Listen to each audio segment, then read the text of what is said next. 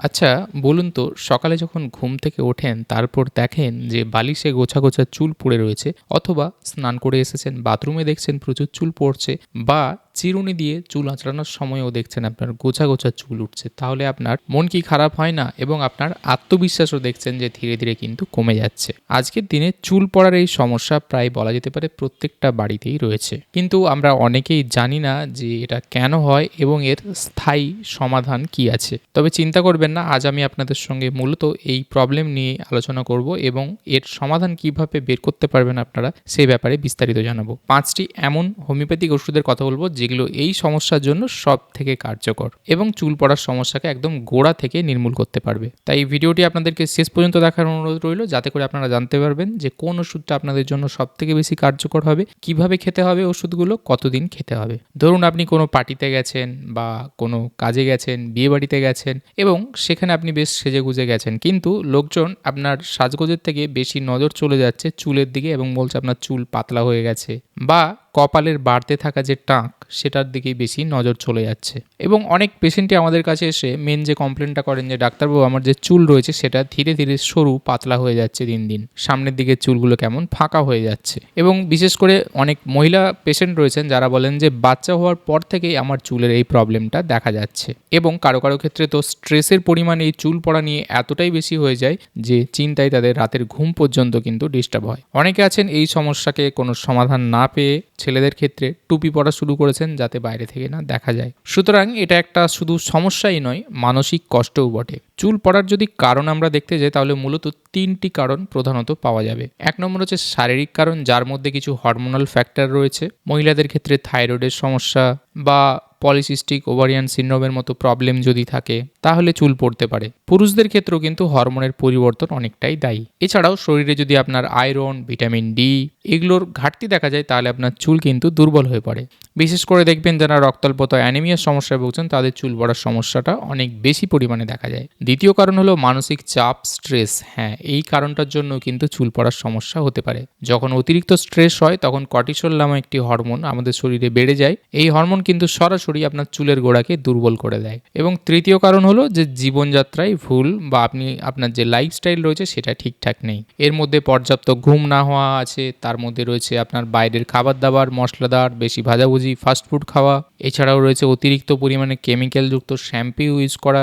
সুতরাং এইগুলোই ছিল কারণ। তবে ওষুধ রয়েছে এবং ওষুধের সঙ্গে কিছু উপায়ের কথাও বলবো আগে, সেগুলো আপনাদেরকে মেনে চলতে হবে। যেমন ধরুন প্রোটিনযুক্ত যে খাবারগুলো সেগুলো আপনার অত্যন্ত জরুরি, কারণ চুলের সঙ্গে প্রোটিনের একটা খুব দুর্দান্ত সম্পর্ক রয়েছে। তাই প্রতিদিনের খাবারের ডিম, ডাল, অঙ্কুরিত ছোলা, মাছ বা চিকেন এগুলোকে অবশ্যই রাখতে পারেন। দ্বিতীয়ত হচ্ছে মানসিক যদি কোনো স্ট্রেস, চিন্তা থাকে তাহলে সেগুলোর জন্য ১০ থেকে ১৫ মিনিট হলেও অন্তত মেডিটেশন, ধ্যান, প্রাণায়াম করতে পারেন। ডিপ ব্রিদিং এক্সারসাইজ করতে পারেন। এতে কর্টিসল হরমোন কিন্তু অনেকটাই নিয়ন্ত্রণে থাকে। তৃতীয়, আপনাকে আরেকটা গুরুত্বপূর্ণ কাজ করতে হবে যে ভেজা চুল আঁচড়ানো বন্ধ করতে হবে। অর্থাৎ চুল ভেজা অবস্থাতে আঁচড়ালে সেই সময় চুল সব থেকে দুর্বল অবস্থায় থাকে, তাতে খুব সহজেই কিন্তু তারা উঠে চলে আসে। চতুর্থত হচ্ছে অনেকেই গরম জলও চুলে ইউজ করেন, তো এই বিশেষ করে শীতের সময় গরম জল কিন্তু চুলে ইউজ করা যাবে না। এবারে চলে আসবো সেই সমস্ত ওষুধগুলো এবং তাদের লক্ষণ সম্পর্কে জানবো যেগুলো আমাদেরকে এই সমস্যাতে সাহায্য করবে।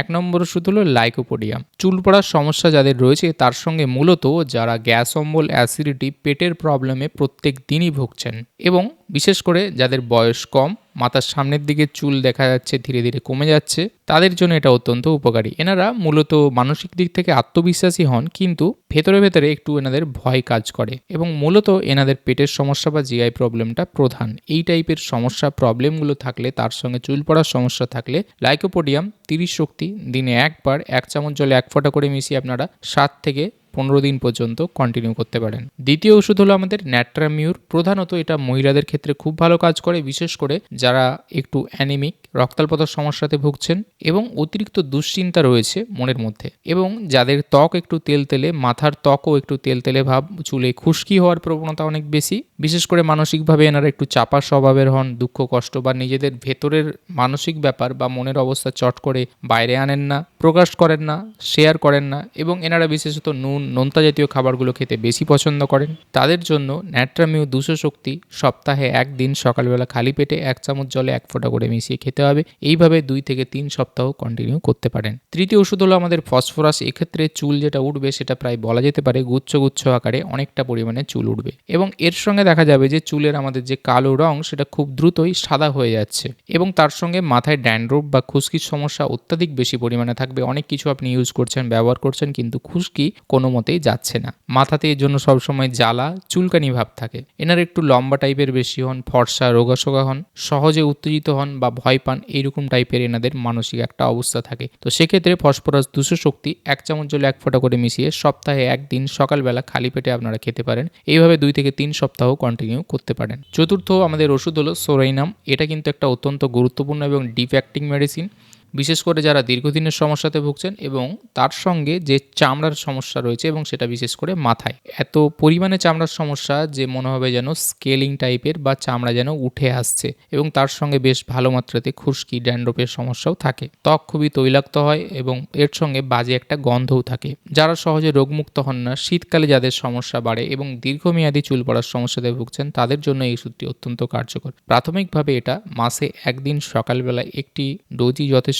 সকালে আপনারা খালি পেটে সোরেনাম 200 1 চামচ জলে 1 ফোঁটা মিশিয়ে খাবেন এবং 1 মাস আপনাদেরকে ওয়েট করতে হবে। পঞ্চম আরেকটি ওষুধের কথা বলবো, সেটাও এই চুল পড়ার সমস্যার জন্য অত্যন্ত কার্যকর। সেটা হলো থুজা। বিশেষ করে হরমোনাল পরিবর্তনের জন্য যদি চুল পড়ার সমস্যা হয়, চুল খুব শুকনো হয়ে গেছে, ড্রাই হয়ে গেছে, অনেক সময় চুলের গোড়া খুব সহজেই উঠে আসছে, এছাড়া আপনার শরীরে যদি কোনো রকমের টিউমার, গ্রোথ, আঁচিল এই টাইপের কিছু সমস্যা থেকে থাকে এবং চুলের প্রবলেমটা যদি একটু দীর্ঘমেয়াদী, তার সঙ্গে হরমোনাল প্রবলেম থাকে, PCOS এর সমস্যা থাকে, তাহলে সেই ক্ষেত্রে চুলের এই সমস্যার জন্য থুজা 200 শক্তি আপনারা সকালবেলা খালি পেটে একদিন 1 চামচ জলে 1 ফোঁটা মিশিয়ে খাবেন এবং আপনাদেরকে এরপর 1 মাস ওয়েট করতে হবে। সুতরাং এই ছিল 5টি সবথেকে কার্যকর ওষুধ। এছাড়াও আরও অনেকগুলো ওষুধ রয়েছে এই সমস্যার জন্য, সেগুলো লক্ষণ ভিত্তিতে আসতে পারে। তবে এবারে আমি আরও বেশ কিছু বোনাস মেডিসিনের কথা বলবো, যেগুলো আপনারা খুব সহজেই ইউজ করতে পারবেন এবং এটা সবার জন্য। বিশেষ করে এটা কিন্তু আপনারা এক্সটার্নালিও ইউজ করতে পারবেন। প্রথম হচ্ছে আর্নিকা মাদার টিংচার আপনাদেরকে কিনে আনতে হবে এবং আর্নিকা মাদার টিংচার এবং নারকেল তেল, বিশেষ করে যেটাতে কেমিক্যাল নেই, ভার্জিন কোকোনাট অয়েল হলে সবথেকে ভালো হয়। সমপরিমাণে দুটোকে মেশাবেন, অর্থাৎ যদি ওষুধ আপনি 10 ml বা 30 ml আনেন, 30 ml ওষুধ হলে 30 ml আপনাকে নারকেল তেল সমপরিমাণে মেশাতে হবে এবং তারপর দিনে একবার করে, বিশেষ করে রাত্রেবেলা প্রত্যেক দিন ভালো করে মালিশ করতে হবে মাথাতে। মোটামুটি যদি এটা 1 মাস এইভাবে ইউজ করে থাকেন, দেখবেন আপনার চুলের মধ্যে আমূল পরিবর্তন আসছে। সুতরাং এই আর্নিকা এবং নারকেল তেলের যে কম্বিনেশন বললাম, এটা কিন্তু আপনারা প্রত্যেকেই ইউজ করতে পারেন যাদের এই সমস্যা রয়েছে। তবে মনে রাখবেন এর আগের পয়েন্টগুলো যে কী কী বিষয়ে খেয়াল রাখা দরকার আমাদেরকে, এবং তার সঙ্গে এই সমস্যা যদি দীর্ঘমেয়াদী হয় তাহলে অবশ্যই ডাক্তারের পরামর্শ নেবেন। আজকের এই ভিডিওটি যদি আপনাদের ভালো লেগে থাকে এবং উপকার আসে, তাহলে অবশ্যই লাইক করবেন এবং আপনাদের মতামত জানাবেন কমেন্টে, এবং পরিবার বন্ধুবান্ধবদের সঙ্গে অবশ্যই ভিডিওটি শেয়ার করতে ভুলবেন না, এবং চ্যানেল যদি সাবস্ক্রাইব না করে থাকেন তাহলে অবশ্যই সাবস্ক্রাইব করে দেবেন। দেখা হবে পরে আবার এরকম একটি ভিডিওতে। ততদিন ভালো থাকবেন, সুস্থ থাকবেন। ধন্যবাদ।